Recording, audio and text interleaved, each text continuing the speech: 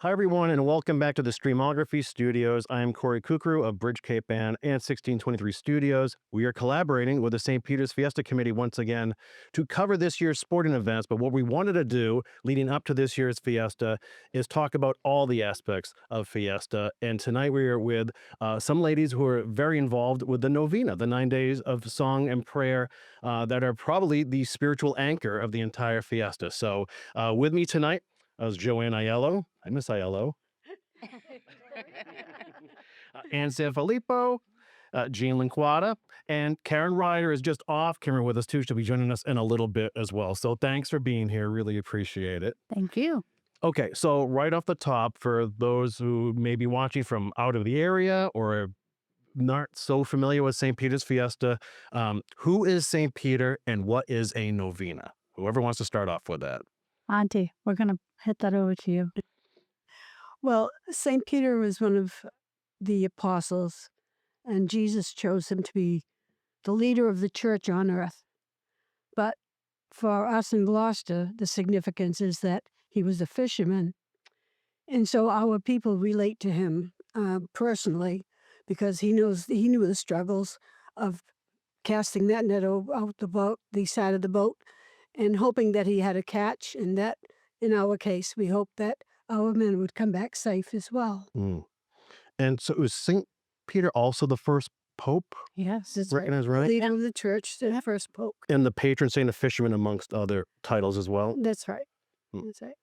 Okay, so the novena, this begins 5 days before the carnival aspect that everyone's sort of used to, right? It's 9 days. It's 9 days before. 9 days. It begins 9 days. 9 days before. Okay, and runs right through the Nope. entire fiesta, or what? It ends when it begins, the carnival part of it. So this year it will start on June 16th. Yeah, on Monday night. Go until the Tuesday of Fiesta Week. So the word novena comes from the Latin word for 9. It's 9 days of prayer. So we have the 9 days preceding the opening of the fiesta. Mm-hmm.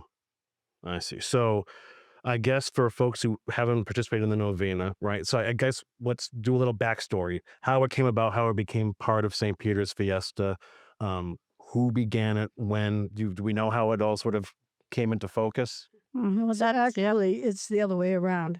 The novena was first. And then what we know as fiesta came years later as they began to expand the scope of the actual experience. But the women down the fort got together and said the novena prayers outside of the Favazza store. And so from those humble beginnings, the fiesta as we know it today developed. But it was really this idea of praying for the safety of their men, for a good haul, good season. And because this was also something that they did in their native country, in the town of Terracini. Our people came from a part of Terracini called Favarota, and they did this there, and they sort of brought it here from their experience. I see. And so this is Captain Salvatore Favazza, right? And his family have a grocery and boat supply store and beach court, something like that, right? Yeah. And he commissions a statue of St. Peter, which is essentially life-size. It's 5 feet tall. It's 600 pounds. He's surprised by that, but then immediately is it the fishermen's wives or whomever who want to start a novena or a procession, or this is when it starts to turn into a holiday, essentially. Right. Unfortunately, no one is here from that time to give us the exact situation, but it really just developed that way. And maybe it was because they saw that other communities were having these feasts and wanted to expand it. And once the men got involved in it, then it developed into what it is today. Mm-hmm. But originally, it was really just praying for the safety of our men. And the fishermen didn't go out fishing. They stayed home. I don't know how many days, but during Fiesta, they stayed home. And they decorated their boats, and it was like Christmas. Right. So, but they maybe it came from Sicily that they didn't go out fishing on the feast day of St. Peter. Right. So So they're asked essentially to donate, right? Each boat in the fishing fleet's donating, say, $1 a boat right, to help start some sort of. right, and I don't know when all of that started. And we were talking, trying to get some history, some timeline, and we have it until like the late 60s, early 70s. Wow. Not well, we're assuming, because of the age of the original people would have passed on at that time. Hmm. Then we think there was a lull for about 10 years, maybe less, maybe more, and then it got picked up by Rosie Berger. Her mother-in-law taught one of Rosie's daughters prayers from like the Novena, couple prayers, and then the following year they started out in church, but then the following year they brought it to the club, right, Yep. St. Peter's Club, where they started the actual Novena.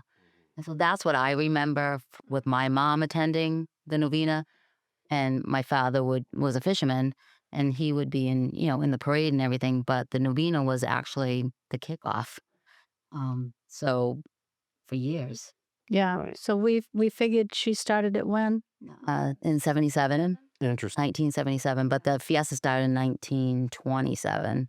Right. Right. So yeah. So she started that. So, but we know that there was a novena for quite some time, but we just don't know what happened in those missing years. Maybe we'll find some history Mm. from this podcast. Maybe someone will. Because what changed too. Yeah. So the people that were there praying in the streets are no longer there. So it's hard to, it's just passed on. And then, like with just Fiesta tradition, you just pass it on orally. And so we just, like, my daughter called me yesterday and she's like, well, I'm going to be in a parade this year. I'm flying in from Philly. I'm like, because that's what we do. You know what I mean? I'm like, okay. So it's just tradition and we don't really think about it as far as a timeline.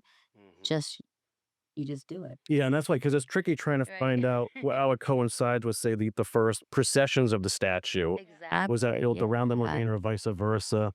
Right, because my understanding was fishermen's wives have sort of started the tradition. They wanted to carry on what was happening in Terracini, where a procession with a statue throughout the neighborhood. They're walking barefoot to show their devotion, and also so the entire neighborhood could rejoice, essentially. And then that turns into a larger event where they're shooting off fireworks down at Pavilion Beach in the early days. Yes. Yeah, absolutely. And also uh, it is the custom in all of these feasts. If you go to almost any town in Italy and Sicily, they have their patron saint, and they do this, and it's pretty much the same. They take the statue and parade it around the streets. In one of the places, they take the statue down to the water, and then just turn around and bring it back up again. But it's always some kind of a street parade or procession. We like to call it a procession, not a parade. So that was what they were used to. I see. All right, so I guess that brings us So to then Rosie came up to me. We figured 2012 and asked if I would like to take it over. And I'm like, what? Why me? And I'm like, well, what about your daughters? And talked with them. They were like, nope, because if we do it, mom will still have her hands in it. So we just have to back off completely. Which is not necessarily a bad thing, but they didn't want to put the pressure on her to continue when she was trying to step away. Yeah. Because it's a lot. It's a lot. It doesn't just happen, we plan it, and there's a lot involvement. And I'm fortunate that when I accepted to do it, because how do you say no? You can't say no. Say no to Rosie. Say no to Rosie. No. But I said to her, I will, but I need a little bit of time. Like I'm not going to step in next year. I want to watch, and you're going to teach me what you're doing. So she did that. Grace Cusimano stepped in and helped me that year. And Anne Yeah, my mom had passed, She had passed, and and and she was involved, and I kept thinking, well, this might be a good way to like honor my mom, not fully realizing the commitment. But then it just happens, and you just make time. Yeah, just make time because we're all busy. But so you make time. we watched the first year and took it in, and I was handed a bunch of papers with songs, and I'm like, oh, okay. Some in pencil, some in pen, some pages are ripped, and Phonetic. They're all like written. handwritten. Who can understand that? So I had my girlfriend type it out. She kind of was really bad because we couldn't figure out what it was. And then I had Auntie Joanne step in to help with the religious part of it. And so it just kind of snowballed. And then I got my sister-in-laws involved, Karen and Faye. They joined in. Um, and it just seemed to go nice and smooth.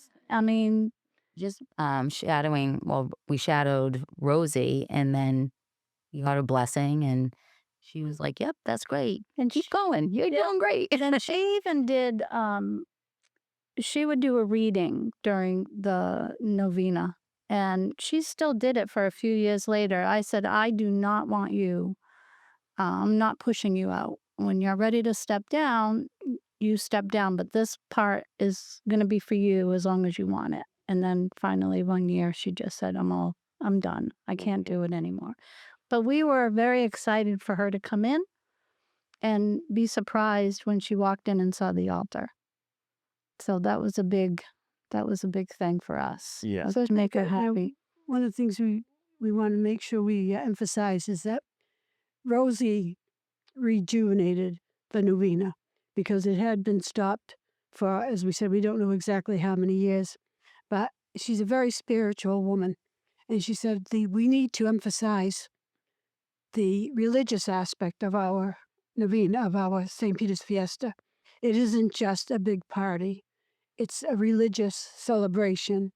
And so we can't push that aside because it really diminishes the value of the experience.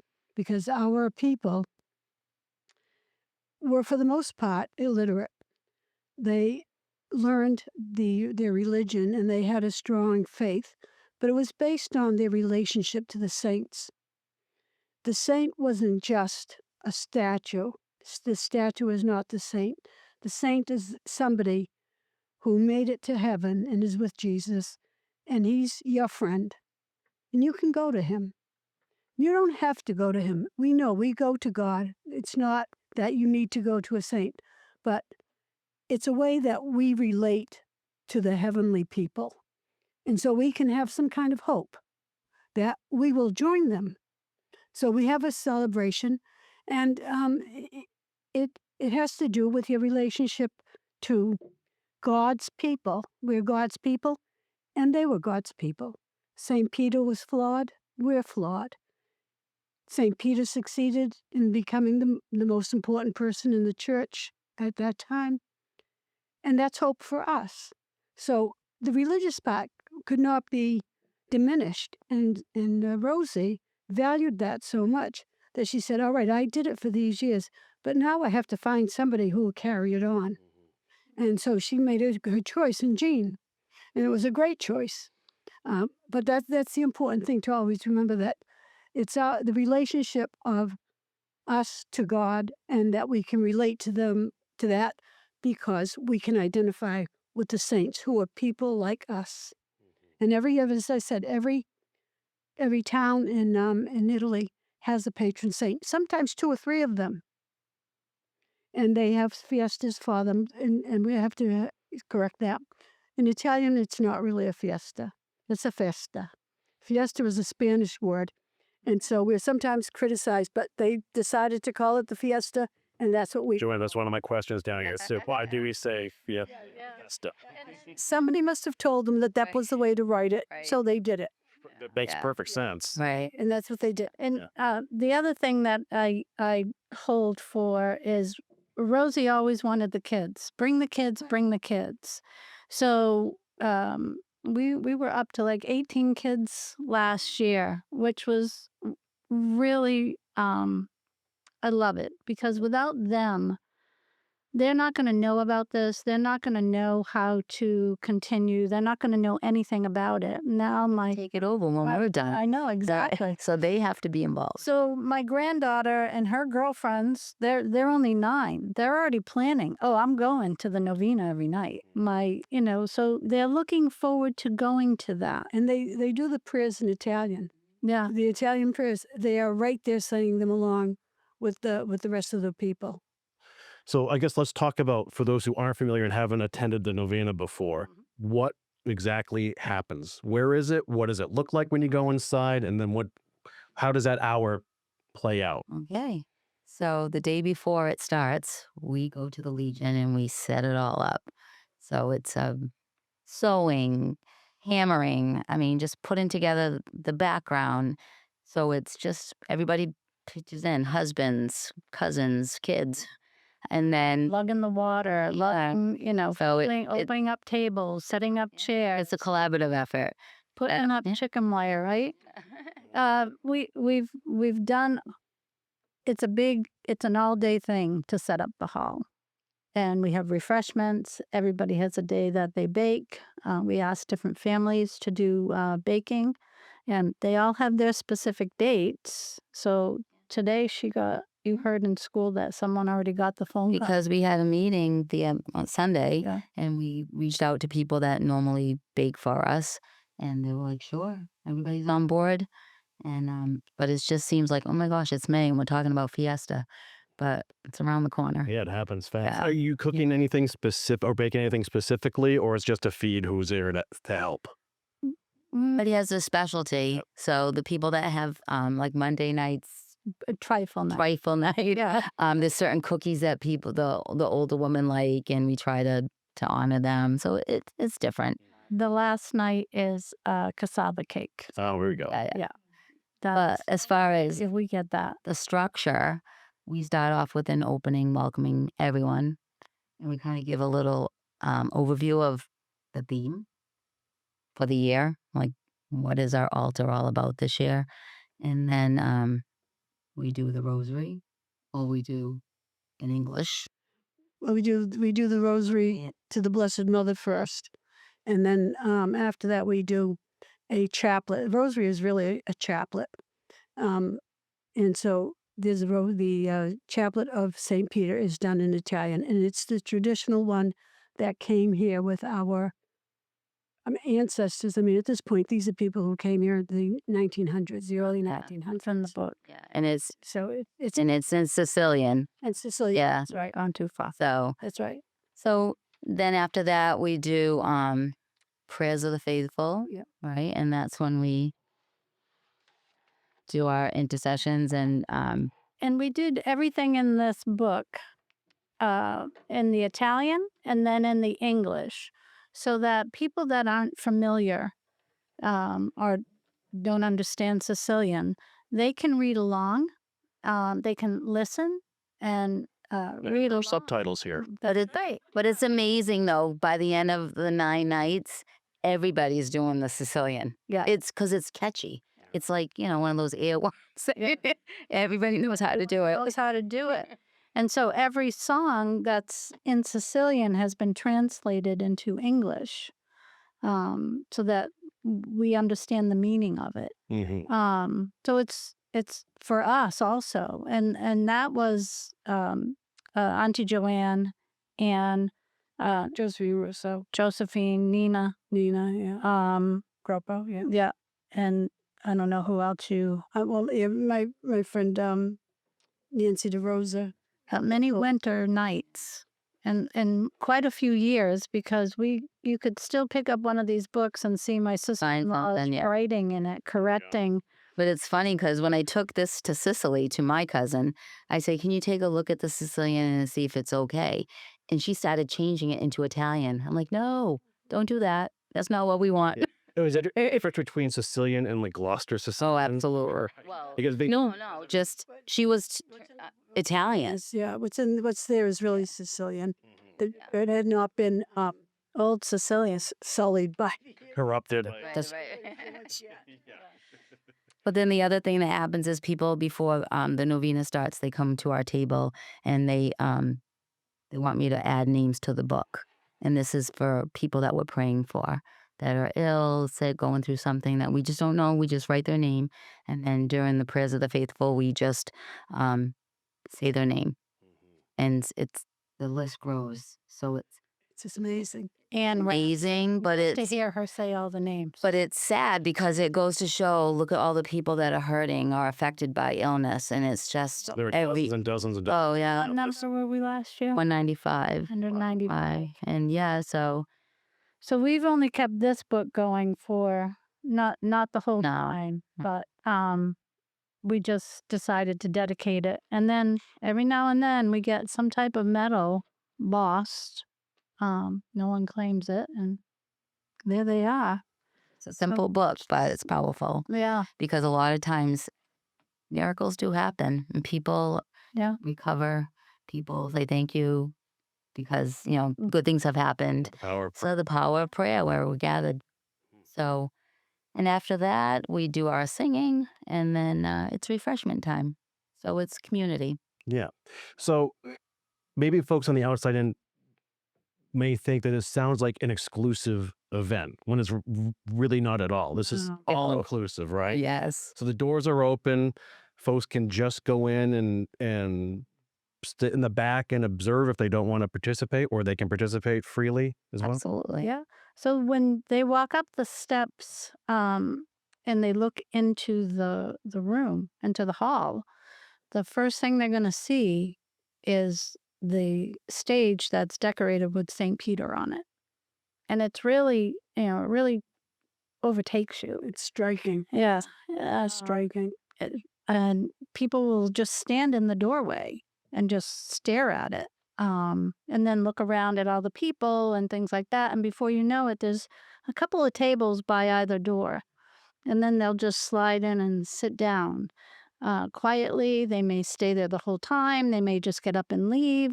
Or if we know someone that we know that's never been and they want to come, but they're hesitant, we say, you can sit at our table. And, we kind of guide them.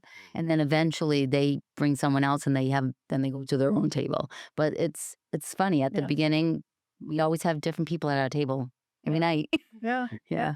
Is it essentially the same novena throughout the 9 days, other than Yeah. names are being added to the list sort of throughout the event as well? Same thing. Well, the songs may change. Okay. We keep track. Well, We it's- don't do every song every night because it's, I don't know, 18, 20 But songs. you We'll keep it to an hour Yeah. so that it's manageable. Right. and then we'll pick like 5 or 6 songs to do. 2 of them are always done.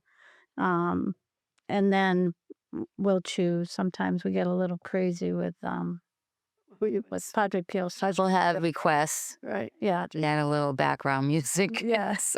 And whatever they want. Yeah. It's their feast. It's if they request a song, if they want to do something, if they want to say something, go ahead. It's your novena. It's not ours. It's everyone's. And I think that's what we've really tried to Right. instill is that, this is for It's like people for the people community. Say, for example, that there's one particular song, and one of the people came to me and she said, "This song should be the last song. It's the right thing for this particular song to be the last song." I said, "The last song it is. No matter what else we have, this will be the last song because of the words in the song." So it wasn't like, "Well, who are you to tell me how we're going to do this?" Right. know. And people made other suggestions about how the novena should go on, and so we take it into consideration that they know more than we do. We're really novices at this. I mean, it's been a few years now, but when we started out, everybody had a right to say what they thought because it's not just us; it's everybody. And they're all they all come, they all pitch in. We don't even have to ask people. People just come and they bring things, they'll stay, they'll help. On the night before the mass. So on Monday night, um, we'll have help breaking down the tables, setting up the chairs, straighten it out for the mass. Well, Like, so it's like a church. So that's, we work on that, but we have help. People come and they help and they stay. and you have double the people for the Yeah. night of the mass. Yeah. It's a lot more people, Lot of standing people. room only. And at that time, the pins that the Fiesta purchase are handed out to people that have These attended. are the famous pins with St. Peter's like Yes, they And the see pins, yes. yes, every Yeah, fiesta. but that's the first time you can get them. I see. They're not given out before then. And then after the mass, we have the statue carriers. Now their job is they come up and they help put the chairs away so that we can get St. Peter down and on its stand so that it can go process around Beach Court. It goes to the beach. Yeah. So everyone knows their role and everyone isn't standing with their arms crossed. They're all asking, what can we do? Well, it's How funny. can we help? After Christmas, my mother-in-law's house is where St. Peter goes to face, and then John Novello gives his little opening speech. Joe Novello, sorry. And my mother-in-law is she's gonna be 91. She's already cutting out the little tissue paper pieces for confetti. She starts after Christmas. She'll call. She's like, "Did you get the colors yet? I need the white, the red, the green." And we're like, "It's too early." It's not too early. So everybody has, like you said, a role. Yeah. Yeah. And the group of people that work with me, we work as a wonderful team. And it just seems to have pulled together.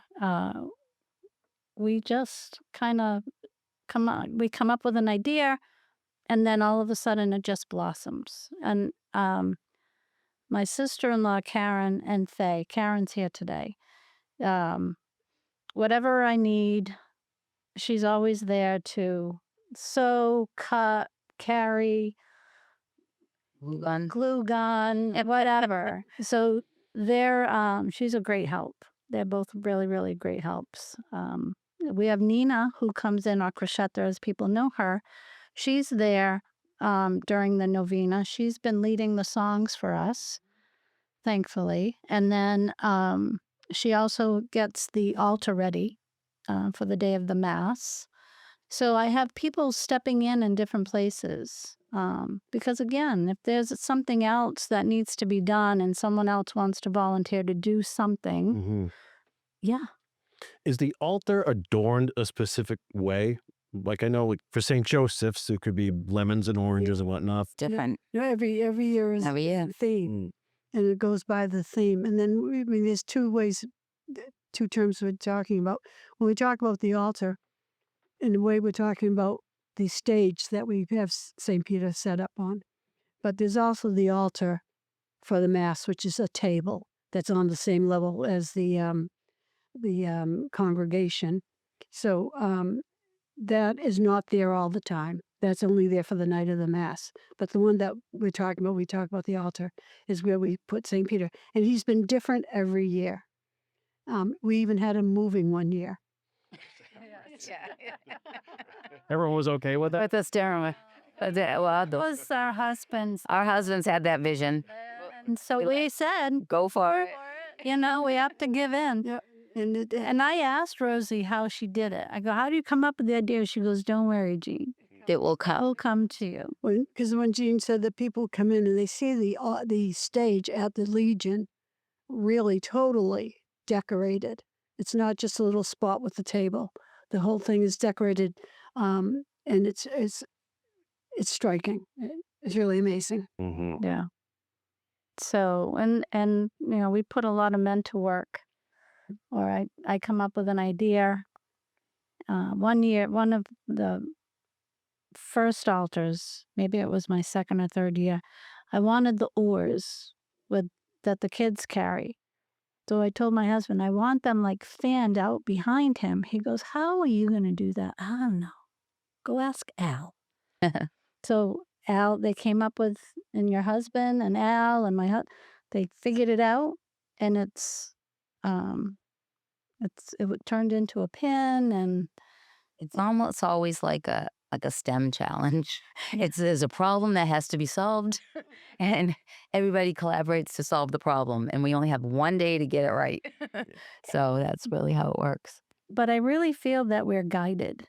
One year we did fish, silver fish, right? So I said, "Yeah, what do you think of this picture? This is what we want to do." And she's like, "Oh, Some old paper at school that was because the East Gloucester school was going to be demolished, so I had to get rid of some stuff, and it was old paper that a parent had given me like 20 years before, and it was metallic, and it photographed so well when we cut out fish. I mean, they even made a pin out of it, right? It was yeah, that beautiful, was another but thing." it was paper we would just throw away. Yeah. But for some reason, it just came to my mind. I'm like, let's try that. So every year it's different, but she has the vision first. She has the vision, and then we just talk about it, and then we decide on, okay, we're gonna go with this year. But we have to save something really great for the 100th. So Right. so we're You have, slowing it down. you have to remember the step in between where Jean describes her vision Yes. and Grace Cusimano sketches. Oh, sketch it, yeah. She So sketches this is just a piece of paper and a number 2 pencil, Yeah. and she it's like that. sketches them. so she's So every sketch Oh, becomes geez. reality. We'll take pictures after too, but all these up front. Yeah. So it's just Yeah, it's amazing. Jean starts talking and Grace just sketches. yeah. She goes, get your paper, get your pencil. It's coming. yeah. She's gonna work for the court system. And they usually come out Pretty much like a sketch. pretty sharp, Amazing. much like it. So The guys take a look at it and say, "Yeah, we can do that," or just as she says, "How you going to do that?" yeah. So like I said, we all just kind of work together, and who has this idea or that idea, and pinning up the fish was a labor of love. Mm. We try to recycle and use things from before, or we put the word out, we're looking for this. Who has a fishing net? Who has this? So we try to recycle from the community too, instead of buying new things every year. Yeah. Yeah, Right. you have a nice little goodie box. Well, when we started having these conversations, I almost feel like we have two different audiences. And one is the locals who sort of know Fiesta or think they really know Fiesta, right? And we sort of have that little inside baseball talk about the machinations of what goes into everything. And then there's the folks on the outside who are interested and maybe they just know one or two aspects of maybe it's just a parade, maybe Greasy it's just pole. greasy pole, right? Or the crazy thing they do up in Gloucester and they don't really know. So I kind of wanted to ask each of you what you would tell the local who doesn't know about Novena. Um, what would you tell that person to maybe entice her or him to come and witness it or help out in any way for the first time?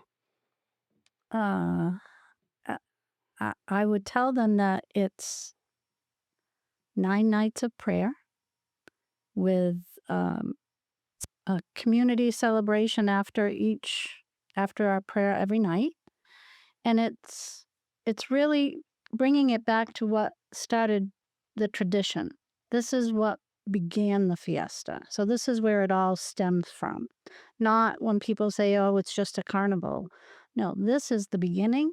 This is the part for us that we celebrate the most. And then we go and enjoy the boat races, the seine boats, the blessing of the fleet, and all the other fun parts of it. But this is this is how it really started. Mm. This is the real meaning of it. It's the authentic meaning of Fiesta. It's almost like, for me personally, it's my favorite part. And then Sunday of Fiesta is my favorite. Everything in between, it's not my cup of tea, but that's okay Right. because there's something for everybody. But I feel like in the crazy times that we have, it's 1 hour a night for 9 nights that is peaceful. It's peaceful, no matter what your religion is. Really, when you think about it, it's just coming together. You can make it whatever you want, but it's gathering. Well said. What you, Joanne? And I think it's like stepping back in time. because these are the same words that our grandparents, our great-grandparents, our aunts and uncles, they're the same words that they said then.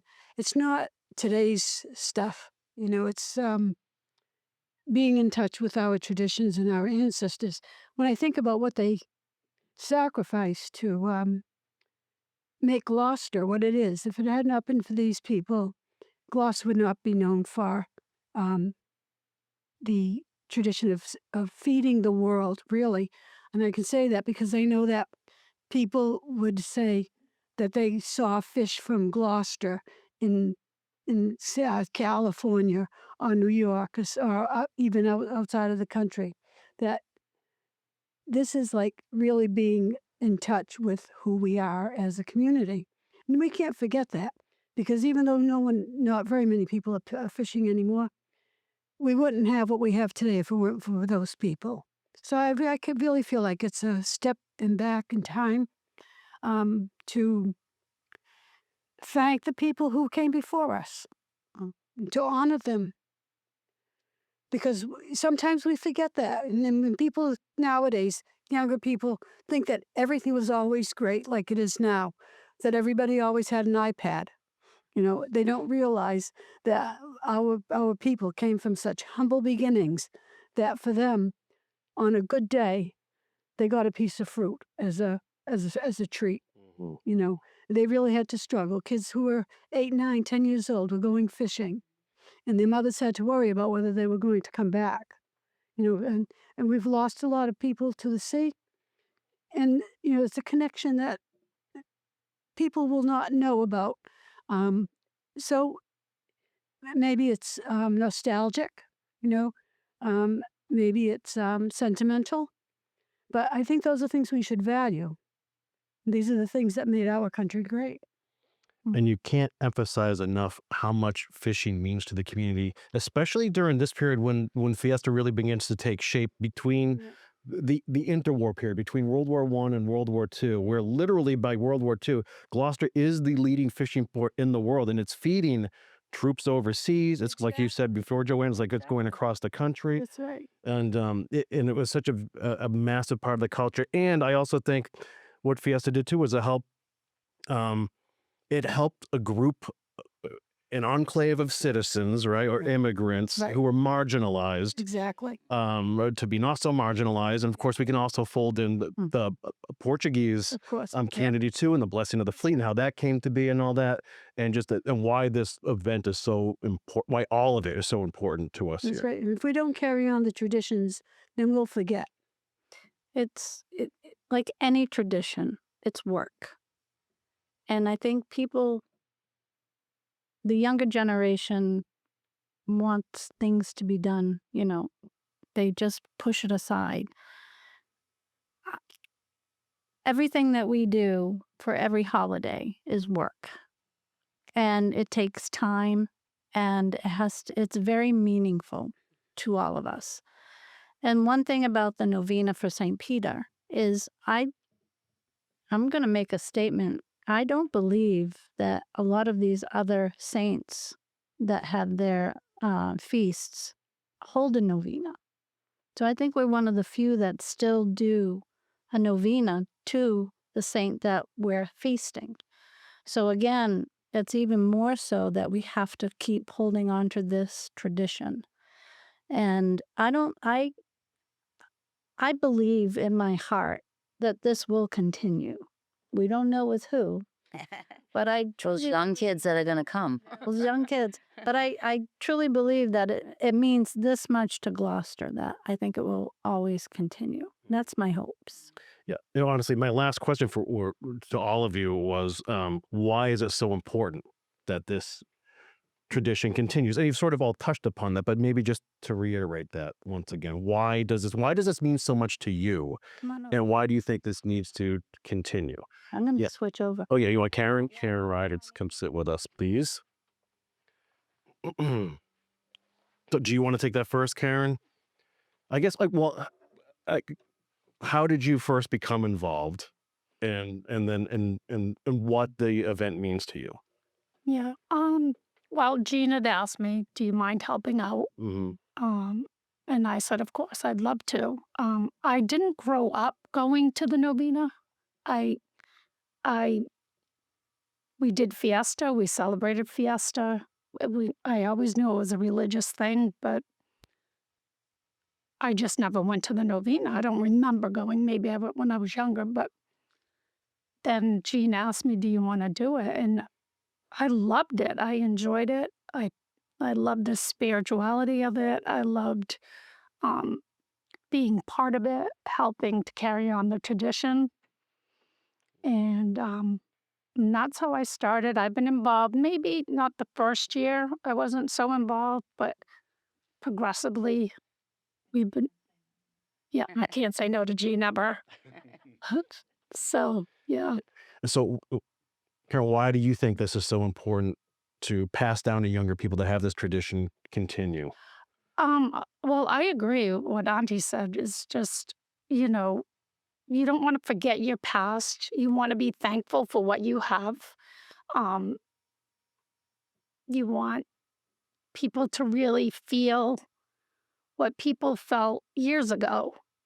You, you know, tradition is just so important in our lives, and I would hate to see there not be a fiesta, there not be a novena. I would hate to see that because it's really an integral part of the city. It brings in a lot of people, and um, I know a lot of people don't realize the religious aspect of it because they just don't know it. And I welcome everybody to come and really see it because when you hear people say um, it's just a party, that kills us because it's So, not. right. I've never seen their face at the novena, so let's come in, be welcome, enjoy the tradition. Maybe you'll find that it um, helped you spiritually. Maybe you don't like it. That's okay too. But I think it is important for the city to continue on and also look back. Yeah, and have a better understanding of how it all came to be and Definitely. why it means so much. Yeah. How about you, Anne?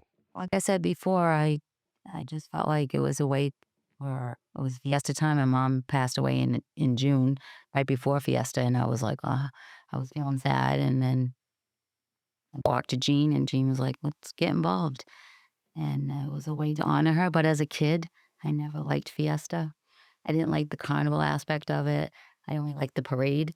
So I felt like as an adult, I was able to experience Fiesta in an authentic way, not the carnival, but the religious part of it and the procession part of it. And having gone to Sicily a number of times and gone to fiestas or festas, and the religious part is unbelievable. It's not the carnival over there; it's the religious part. It just moves you. Different towns, wherever my husband comes from, their their festa is amazing, very faithful, and it's just. But the carnival part, a lot of times, is needed for funds to continue the festivities, Right. so we can continue the traditions. So unfortunately, the world's expensive. So I feel like that's catch 22. Yeah. Yeah. Yeah, it's interesting because in listening to all of you talk about this, it's even if the religious part is has not dawned on some of these people or is not lost on others, it's interesting how on the calendar the fiesta has become the big reunion date for everybody. For those who Yes. moved away, like it's not Thanksgiving, it's not Christmas, it's always we'll be home for fiesta. And everyone says that no matter what their background is from here. And it's so that's always been like it's become one of the coolest parts of the of June coming around is it's a coming home for everybody. And it's just to reconnect with one another and with what, you know, how we were raised and what we value here. It's true. It's true. So the religious part though is maybe what's missing in our world today. And some people think um, you have to be associated with the church, or you have to be associated with a particular religion. But I think when you come to something like this, It doesn't matter. So we are praying to the traditional saints that the Catholic Church endorses, but it is a sense of there's a higher power. We can appeal to that higher power. And if we have to go to the guy in the middle, with St. Peter or St. Joseph or St. Anthony, whoever it is in your own little town, that you will be heard. And that's what we want to say. We want them to know that it's our tradition and we value it, but everybody is welcome to come and join in and to appreciate it. As many have, just absolutely amazed that we are able to do this, and also that it is in the words of our ancestors. It's not modern Italian, it's Sicilian, and it's old Sicilian that they don't even speak in Sicily anymore, except if they're 100 years old.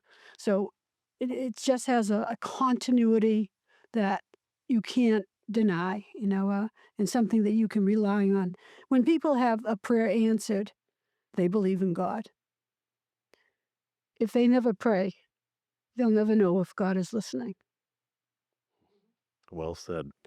All right. So before we wrap up, I just want to ask if people want to learn more about the novena or participate in any way, how can they go about doing that? When does it all begin? And where can people go? June 16th. June 16th, And 7 p.m. 7. People come, find their seats at 6. Lead Hall, Yeah, the lead. the top of Washington Street. Yep, there is an elevator. It might be slow, but there is an elevator.